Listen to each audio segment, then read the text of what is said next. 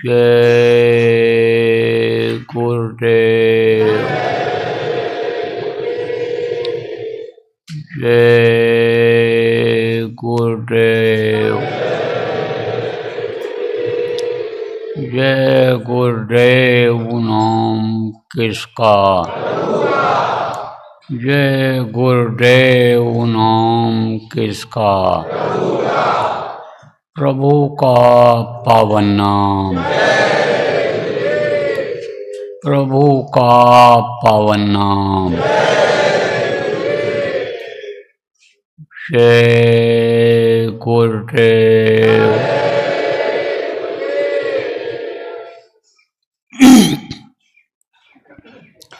सर्वसमर्थ सर्वत्र स्मरणीय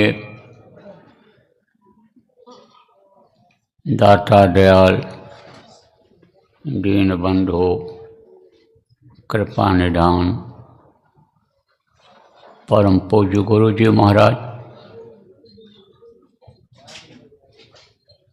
उपस्थित सभी साधक सत्संगी बच्चे एवं बच्चियों, कल 12 फरवरी 2026 को यहीं उज्जैन आश्रम पर 10 दिन की जो अखंड साधना शिविर चली, 10 रात 10 दिन लगातार जो हजारों प्रेमी बैठे, उसका समापन हो गया। आज 13 तारीख हो गई। कल 14 और 15 को 2 दिन का शिवरात्रि का घोषित कार्यक्रम है, तो कल तो सुनाया जाएगा विस्तार में ही, लेकिन 2 ही दिन का समय रहेगा। सारी बात 2 दिन में बताई नहीं जा सकेगी। तो आप जिन लोगों ने साधना किया है और करना चाहते हो, लगन है आप में कि हम कुछ पा लें अंतर में, कुछ दौलत वहाँ के लिए भी इकट्ठा कर लें। सब तो हम यहीं के लिए कर रहे हैं, कुछ वहाँ के लिए भी कर लें। ऐसे लोगों के लिए हमने सोचा कि इनको पहले से कुछ बता दिया जाए, आगाह कर दिया जाए। तो प्रेमियों, जो लोग आप साधना किए हो और कुछ रस अंदर में मिला है, ये आपका चला न जाए। जो साधना बनी है आपकी, कुछ लोगों को केवल विश्वास ही हुआ है कि हम अगर लगेंगे करेंगे तो हमको वो अंदर की दौलत मिल जाएगी। वो जो अंदर में भंडार भरा हुआ है, जो कभी भी किसी के अंदर से खाली नहीं होता है, वो भंडार हमको मिल जाए। जो रुपया पैसा हीरा मोती सोना चांदी की तरफ हम दौड़ रहे हैं, वो हमारे लिए पाने में बहुत आसान हो जाए। ज़रूरत की चीज़ें हमको सब मिलने लग जाएं। अगर आप चाहते हो तो बराबर साधना करते रहना, क्योंकि परसों तो चली चला का बेला हो जाएगा। परसों सुबह सत्संग के बाद तो लोग जाने लगेंगे। चल आप लोग भी जाओगे तो घर पर बराबर करते रहना, कहीं भी रहना। आप प्रचारक हो, आप संगठन का काम देखते हो, आप लोग भी करना समय निकाल करके। वो समय आप निश्चित कर लो 24 घंटे में कि हमको इस समय पर साधना करनी है, तो लोगों को भी मालूम हो जाएगा कि इस समय पर कोई बात नहीं हो पाएगी, मिलेंगे नहीं। इस समय पर कोई काम यानी कोई कार्यक्रम नहीं हो पाएगा, इनका साधना का समय है। और अगर आप नहीं करोगे तो छूट जाएगा, लगातार नहीं करोगे तो छूट जाएगा। कुछ खान पान का असर हो जाएगा, कुछ स्वास्थ्य का असर हो जाएगा, कुछ स्थान का असर हो जाएगा, तो वो छूट जाएगा। और जहाँ छूटा तहाँ माया फूरना पैदा कर देगी। कौन सी माया? आपको बताया गया कि जड़ माया और चेतन माया, दो माया होती है। औरतों को चेतन माया बताया गया है और रुपया पैसा को जड़ माया बताया गया है। लेकिन इन बाहरी आँखों से ये दोनों चीज़ें दिखाई पड़ती हैं। अंदर में जो झीनी माया है वो इन आँखों से नहीं देखी जा सकती है। इससे आपका साथ छूट जाता है। किससे छूटता है? रुपया नहीं रहता कभी साथ छूटा हुआ है। जेब में रुपया पड़ा हो, बाजार चले जाओ, मन मचल जाता है कोई चीज़ खाने पीने के लिए, चाहे वो नुकसान ही कर जाए, खा लेते हो। आप समझो कि औरतों का भी साथ छूट जाता है। अपनी ही औरत माया के रूप में हो तो उसका भी साथ कुछ समय के लिए छूटता है। नौकरी व्यापार के काम के लिए जाते हो, मजदूरी के लिए जाते हो तो उनका भी साथ छूटता है। लेकिन ये जो झीनी माया है ये 24 घंटा साथ रहती है। तो ये झीनी माया यह रंग बदलती है। जैसे आपको सत्संगों में बताया गया कि ये जो कपड़े आप पहनते हो ये कपड़े ऊपरी लोकों में नहीं हैं, लेकिन वहाँ पर कुछ कपड़े इस तरह के भी हैं कि ऐसे हवा चलने पर रंग बदलते हैं। इंग्लिश में जिसको टेक्निकलर कहते हैं, कभी कोई रंग, कभी कोई रंग, कभी कोई रंग, उसी से सुंदरता बढ़ जाती है। वस्त्र पहना देते हैं, पहन लेते हैं, उससे शोभा बढ़ जाती है। आदमी औरत अगर नंगा रहे तो उसकी सुंदरता खत्म हो जाती है।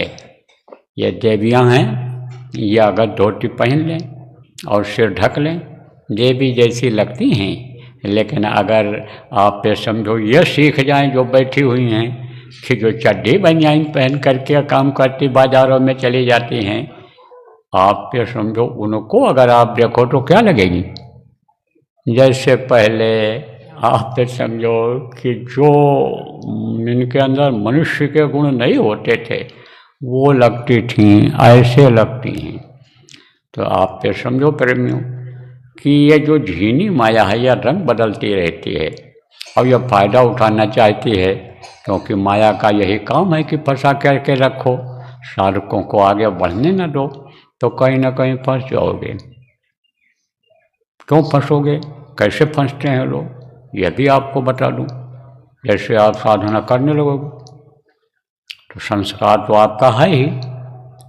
संस्कार कैसे बना? परिवार में रह करके बना, समाज में रह करके संस्कार अच्छे बने। धार्मिक लोग थे, धर्म की भावना भरा उन्होंने, कोई न कोई भगवान का नाम बताया, उसको आप जपने लग गए, याद करने लग गए, बोलने लग गए तो आपके भाव बन गए, भाव बन गए। आपके समझ में आ गया कि भाई भगवान हैं, भगवान की ही बनाई हुई दुनिया है, भगवान को याद करना चाहिए।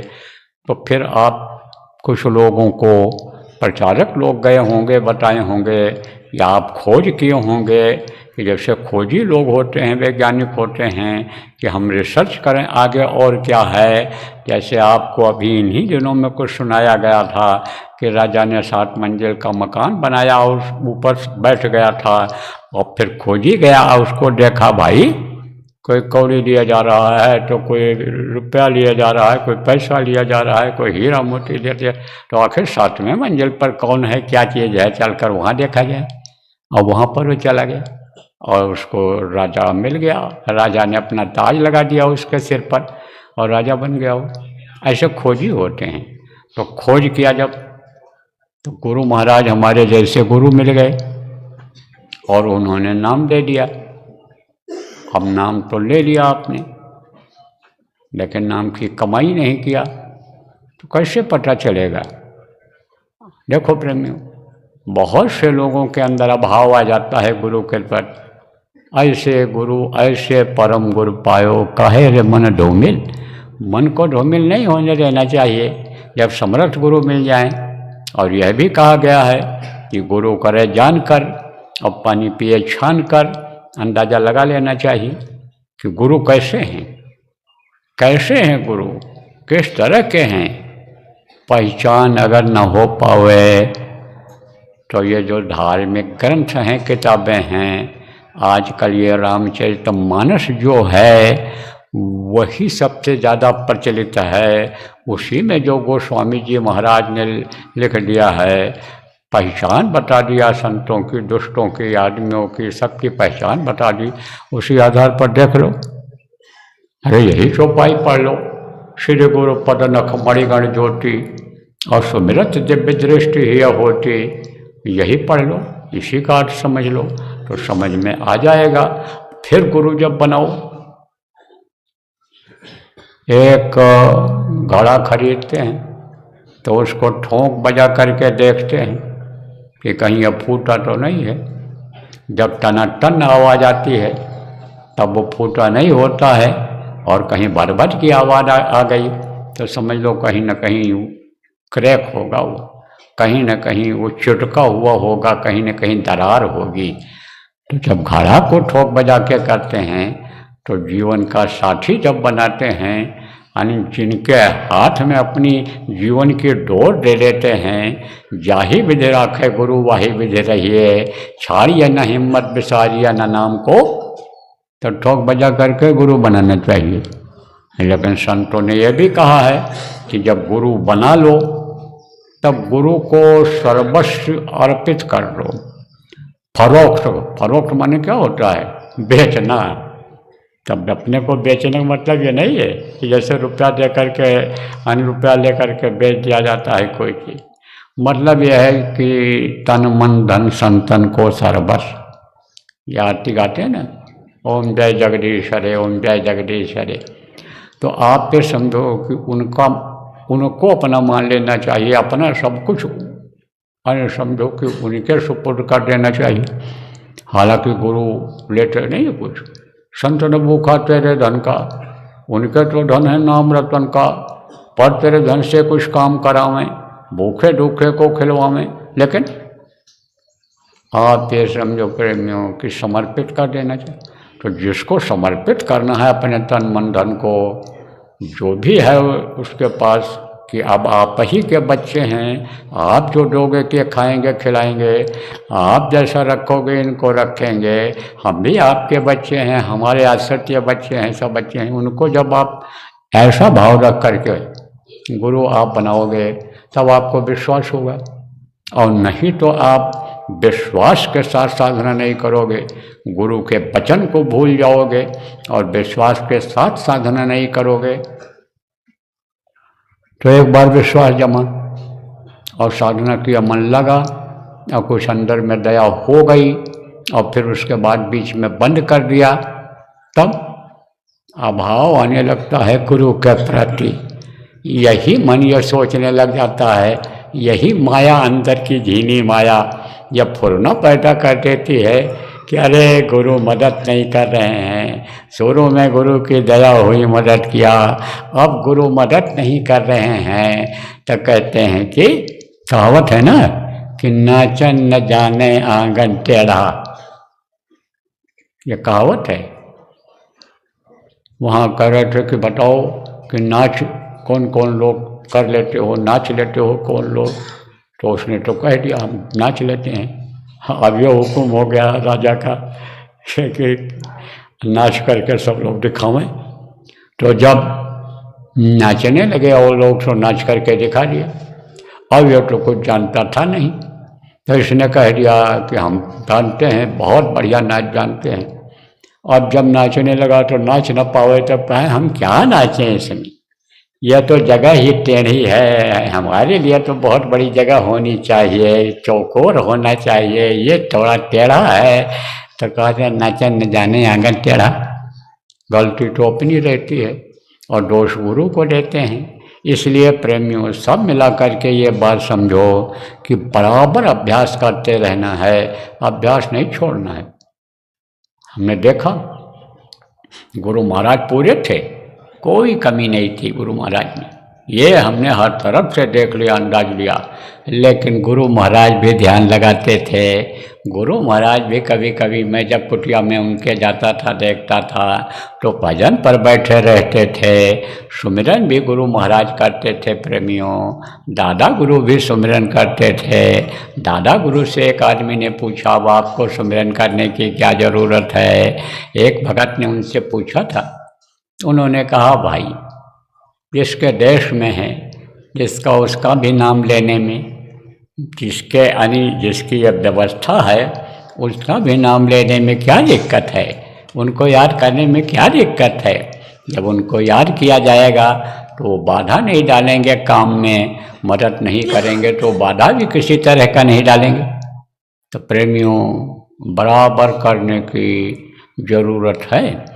अब मैं आपको बता रहा था कि जब आप इसमें आपको रस मिलने लगेगा तो बाहर का ये जो दिखावा है, जो भी अभी तक आप पूजा पाठ करते रहे, जो भी आप तीर्थों में जाते रहे, जो भी देवी देवताओं के स्थान पर आप जाते रहे, आप देवी के स्थान पर जाते रहे, पूजा पाठ करते रहे, उसको स्वाभाविक रूप में छोड़ दोगे। क्यों? क्योंकि जिनको आप देवी मानते थे, जिनको आप देवता मानते थे, जहाँ जाने से आपको फल मिलता था कि हम गंगा में जाएंगे, यमुना में जाएंगे, नहाएंगे, स्नान करेंगे, पाप धुलेंगे, शांति मिलेगी, इसलिए जाते थे। वहाँ जाना बंद कर दोगे। क्यों बंद कर दोगे? क्योंकि घट में गंगा, घट में यमुना, घट में सृजनहारा है। जब इसी घट में गंगा यमुना नदी दिखाई पड़ेगी और उसमें गोते खाएगी ये जीवात्मा, तब वहाँ क्यों जाओगे आप? नहीं जाओगे।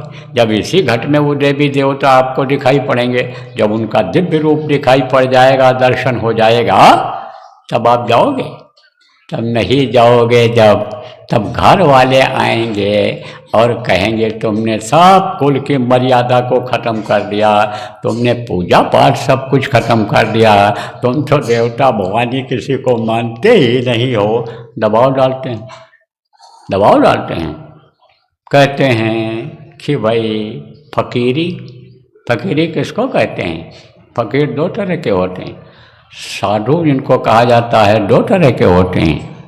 एक होते हैं कपड़ा बदल करके दाढ़ी बाल बढ़ा करके, या सिर मुड़वा करके दाढ़ी बाल मुड़वा करके रंगीन कपड़ा पहन लेते हैं। एक वो साधु कहलाते हैं। उन पर ज़्यादा हमला होता है क्योंकि सम्मान ज़्यादा मिलता है उनको। दाढ़ी बाल जिसके बड़े हैं और कुछ भी साधु के लक्षण उसमें आ रहे हैं, थोड़ा बहुत भी पहनावा में अंतर हो गया, जैसे कोई धोती पहनता है तो उसका पहनना अलग रहता है, खाली ऐसे लपेट लेता है तो अहमद जैसा हो जाता है तो उसका पहनावा अलग हो जाता है। थोड़ा बहुत भी अंतर हो जाए तो उसको लोग प्रणाम ही करते हैं, उसका लोग पैर ही छूते हैं। यह भारत देश धार्मिक देश है। यहाँ पर समझो कि धर्म कूट करके भरा है।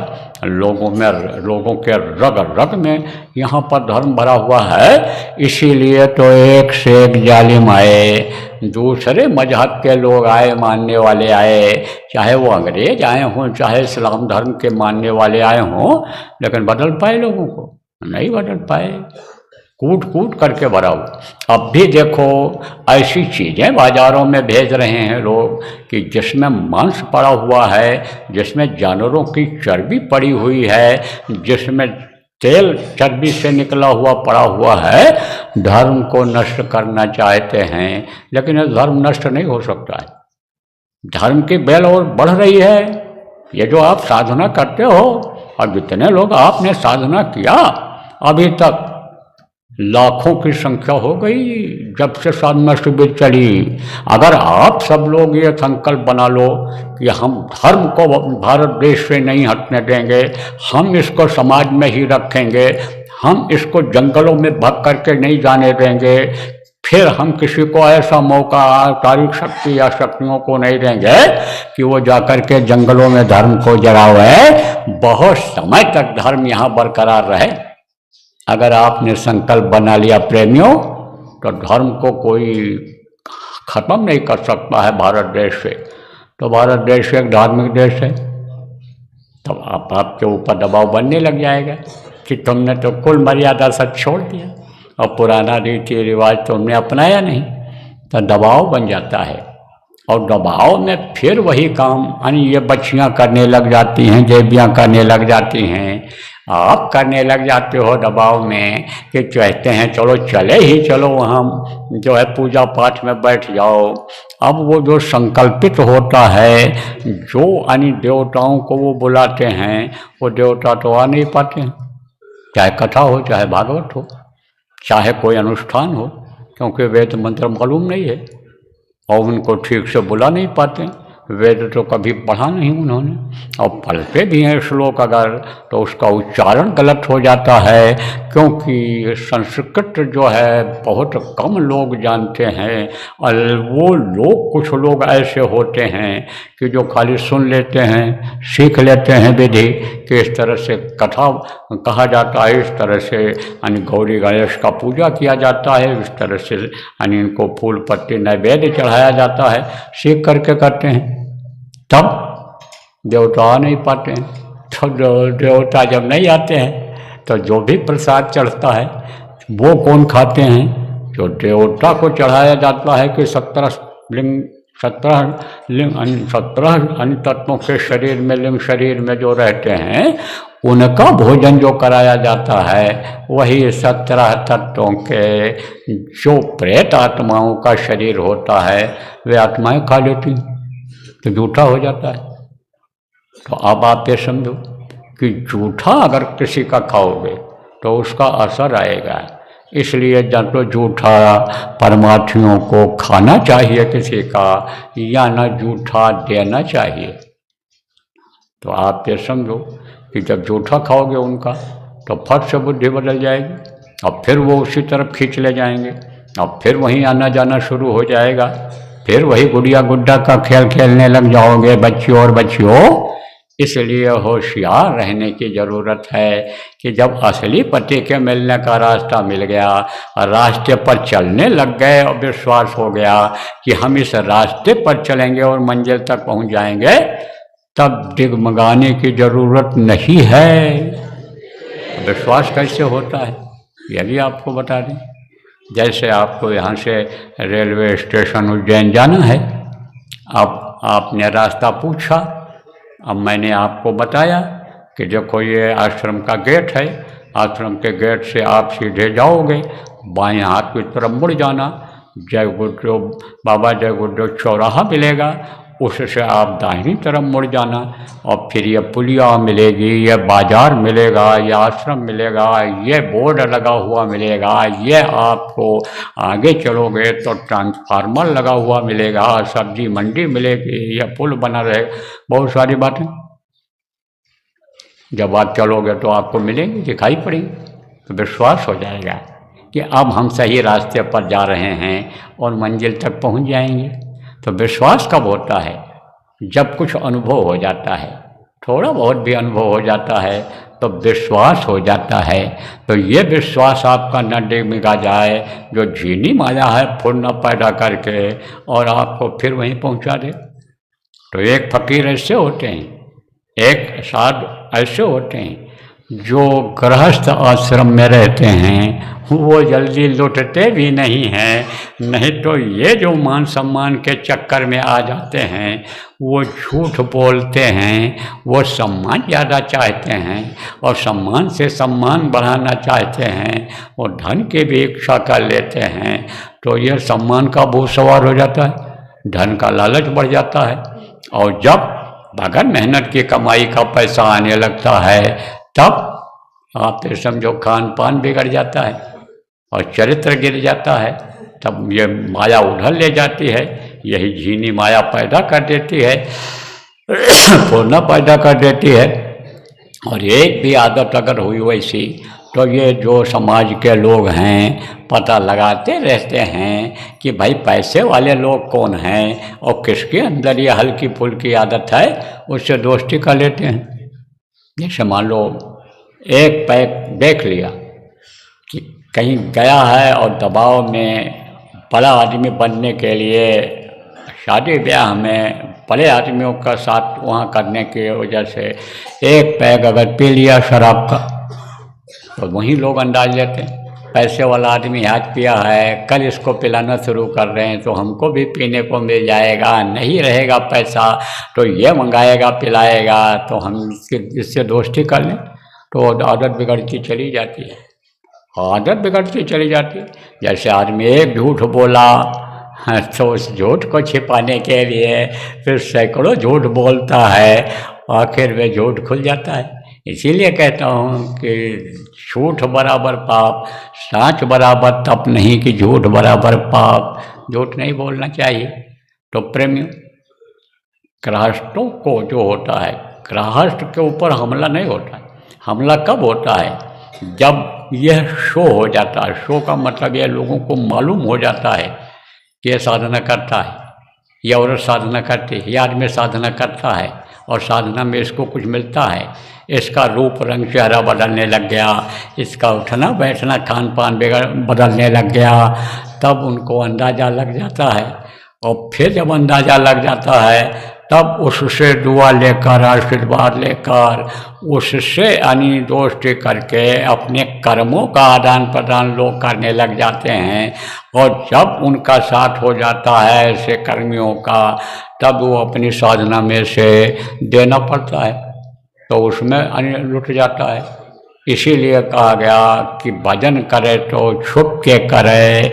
नाम की कमाई के बारे में बताया गया कि समझो एकांत में नाम की कमाई करे, कोई देख न पावे। यह भी बताया गया कि रात में योगी लोग जगते हैं, रात में जग करके कर लो और सुबह तरोताजा फिर अपने काम में लग जाओ। तो गृहस्थ के लिए तो बहुत अच्छा है। गृहस्थ जल्दी लूटता नहीं है, अंदर की जो दौलत है मिली है उसको ख़त्म जल्दी नहीं होती है।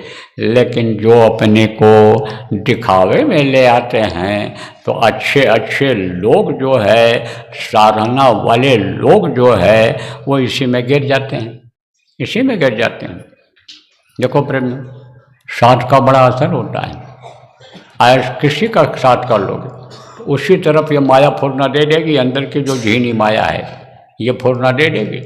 कैसे फुर्ना मिलती है कि जैसे कहीं किसी के दुकान पर बैठने लग जाओ और देखो आमदनी हो रही, और खाली टाइम में उसने आपके बढ़ा दिया, आपसे बात करके मन लालच पैदा कर दिया कि आमदनी है, आप भी खोल लो, हम एक ब्रांच खोलवा देंगे आपको और आप कमाते रहना, हमको देते रहना।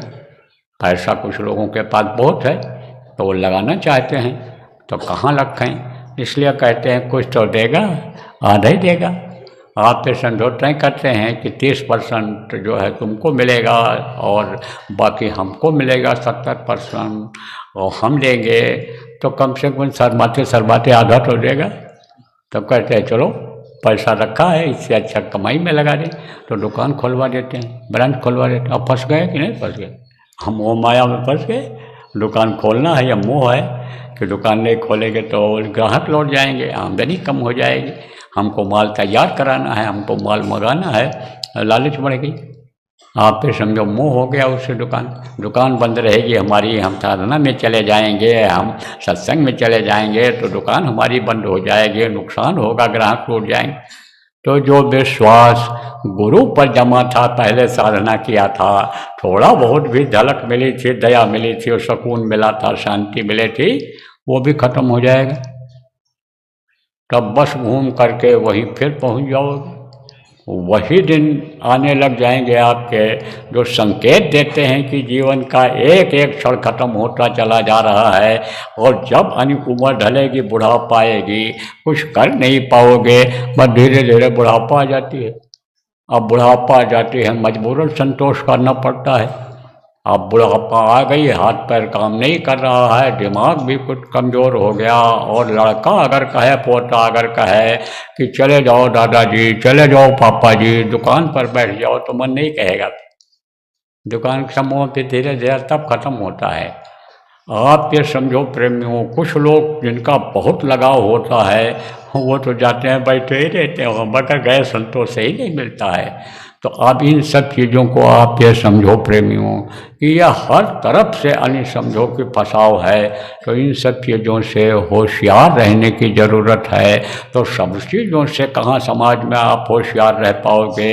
एक एक चीज़ को आप कैसे अन्य परख पाओगे, कैसे करोगे, क्या करोगे? लेकिन मोटी चीज़ अगर आप ये समझ लो कि जो ये खान पान का असर आता है, आप ये समझो जो संग दोष आता है, निंदा बुराई का दोष आता है, इससे दूर रहो, इस पचड़े में मत फंसो। खान पान जिसकी वजह से खराब हो जाता है, चरित्र जिससे गिर जाता है, उन चीज़ों से आप दूर रहो।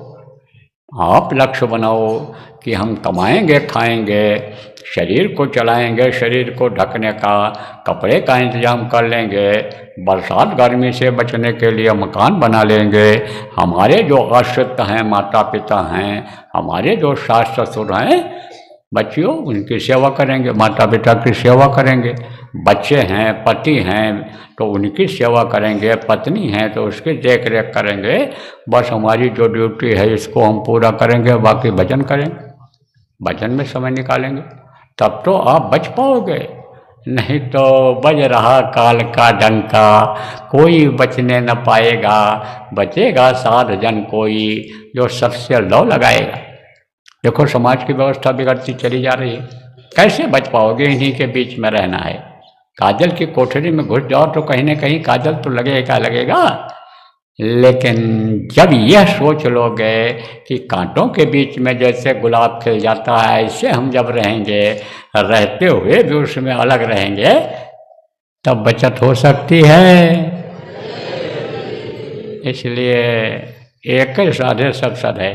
अगर ये साध लोगे, आप साधना में बैठने लग जाओगे बराबर, आदत नहीं छोड़ोगे अगर आप साधना करने की, तो समय समय पर गुरु की दया होती रहेगी। समय समय पर जब गुरु को आप याद करोगे, समस्या आएगी तो वो सुलझेगी। और समस्या आएगी भी नहीं अगर गुरु को हमेशा याद करते रहोगे, गुरु को मस्तक पर सवार रखोगे, तो गुरु के रूप में जो प्रभु दया करते हैं वो प्रभु आपके साथ रहेंगे, तो उसी तरह से अकल और बुद्धि देंगे। इसलिए प्रेमियों, ये जो जरूरी कुछ बातें मेरी समझ में आई, ये आपको बता दिया है। अब फिर मौका मिलेगा आपको, शाम को भी हो सकता है, नहीं भी हो सकता, लेकिन कल तो सुनाना रहेगा, परसों सुबह भी सुनाना रहेगा, तो उसमें सुना दिया जाएगा, आपको बता दिया जाएगा। क्योंकि समय आपका ज़्यादा हो रहा है, तो आपको भी व्यवस्था भी देखनी है, आप लोगों को भी गोष्ठियाँ मीटिंग भी करनी है। क्योंकि प्रचार प्रसार की योजना अगर नहीं बनाओगे तो बहुत लोग मरेंगे, अकाल मृत्यु में बेचारे चले जाएंगे, तो आपकी क्या इज्जत रह जाएगी, आपकी क्या प्रतिष्ठा रह जाएगी, आपका क्या महत्व रह जाएगा इतिहास में। इसलिए इनको बचाने की ज़रूरत है। बचेंगे कैसे? जब इनका खान पान सही होगा, जब इनका चरित्र सही होगा, इनकी विचार भावनाएं बदलेंगी। जो इस समय पर खराब हो चुकी हैं, या जब अच्छी आएंगी, जब इनको आप नामदान दिला दोगे, जब इनको आप भजन करना सिखा दोगे, तब ये बदल जाएंगे, बुराई छोड़ देंगे। बहुत से लोगों ने छोड़ दिया जब उन्होंने देखा कि ज़्यादा आनंद, ज़्यादा सुख है माला जपने में। तो जिस हाथ से गोली चलाते थे, जिस हाथ से लोगों को काट मार देते थे हथियार से, जब देखा उन्होंने कि वही हाथ हमारा है और इसमें यह माला आ गया, ये हमको एक ऐसा हथियार मिल गया कि इसको बिन मारे बैरी मरे, यह सुख कहाँ समाए। यह जिस बैरी को हम बैरी समझते थे, वो बैरी नहीं रहा, अब बदल गया, दोस्त बन गया, बैरी ही खत्म हो गया अपने कर्मों से, तब उसको मारने की जरूरत पड़ेगी।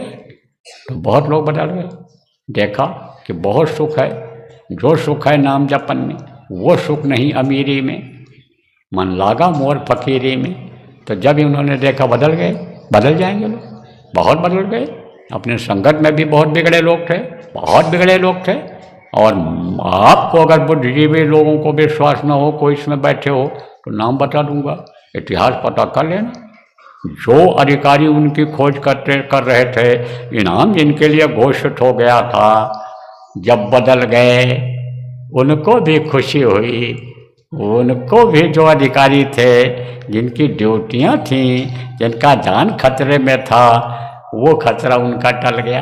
अधिकारी को नींद नहीं आती थी कि पता नहीं कौन सी घटना कहाँ घट जाए, हमारे ऊपर आ जाए, तुमने देख रेख नहीं किया, नौकरी चली जाए। उनको भी शांति मिल गई, अभी अपराध खत्म हो जाए। आप अगर माला पकड़ा ले जाओ, लोगों भजन करने लग जाए लोग, नामदान अगर आप दिला दो और यह अपराध को छोड़ दें, तब जेल की ज़रूरत पड़ेगी?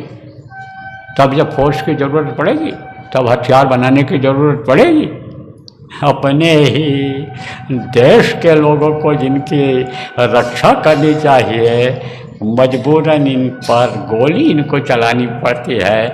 अपने ही भाई हैं, वो कौन हैं जो संघ के दोष से अपराधी बन गए? वो एक भाई मान लो पुलिस में भर्ती हो गया, आप समझो कि भर्ती हो गया बॉर्डर फोर्स में, और दूसरा भाई अगर साथ के असर से चला गया अपराध की दुनिया में, तो वही भाई के ऊपर गोली चला देगा। जो एक माँ के पेट में रहा, आप ये समझो एक माँ का दूध पिया बड़ा हुआ, पालन पोषण एक माँ ने किया, लेकिन रास्ता बदल गया, तो कर्तव्य के पालन में या नौकरी को बचाने के लिए उसी पर गोली चला देगा। तो अब आप सोचिए, भाई भाई के खून का प्यासा बन जाए। इसलिए प्रेमियों, एक ही साधे सब सधे, एक काम ये करना है, समाज को बदलना है, लोगों को बदलना है, भजना नंदी बनाना है, जय गुरुदेव नाम से लोगों को जोड़ना है, और जय गुरुदेव झंडे के नीचे लाना है।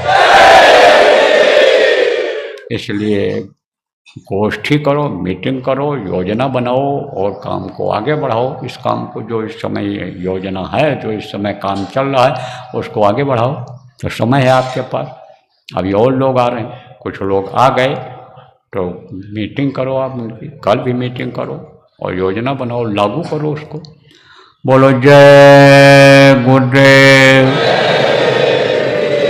और जो लोग साधना में लगे हुए थे, आश्रम के लोग, वो लोग देख लो कहाँ क्या चीज़ जरूरी है, जो होता रहा अभी तक नहीं हो पाया। ये नए प्रेमी आए हैं, इनमें से आप कुछ लोग ले लो सेवादार, और काम को पूरा कर लो। आप तैयारी पूरी कर लो। आज शाम को भी लोग आएंगे, कल सुबह से आना शुरू हो जाएगा, इसलिए आप लोग तैयारी कर लो आज। बोलो जय गुरुदेव।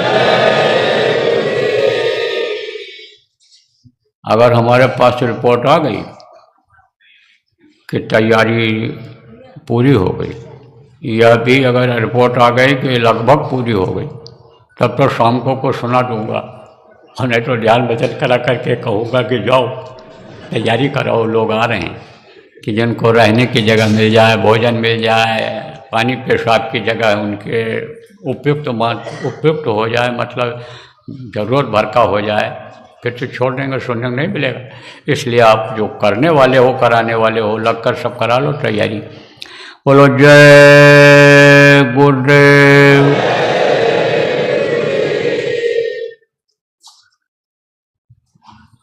जय गुरुदेव,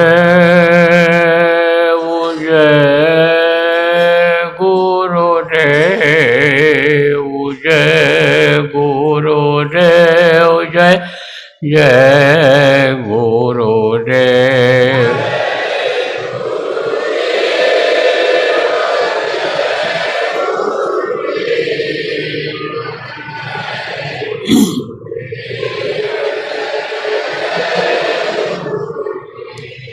जय गुरुदेव, जय गुरुदेव, जय गुरुदेव, जय जय गुरुदेव।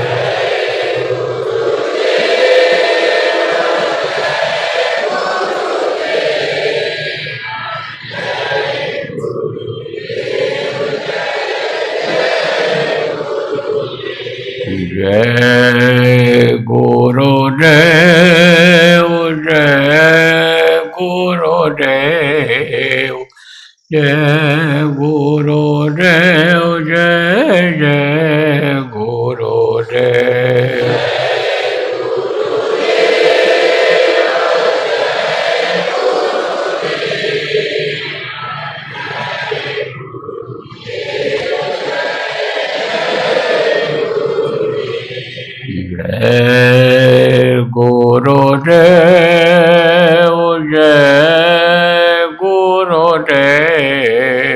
जय गुरुदेव जय जय गुरुदेव।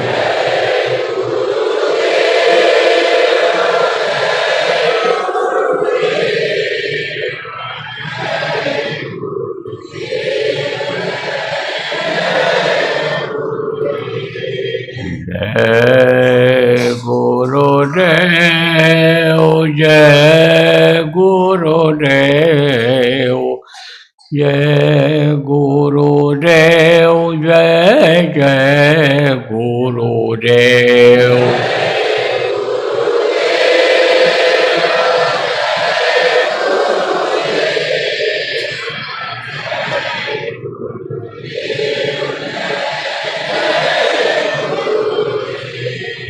जय गुरुदेव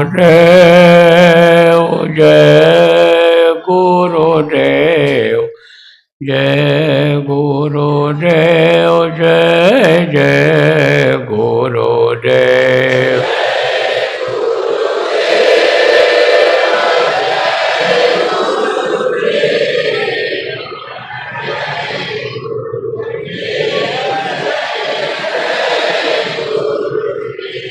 जय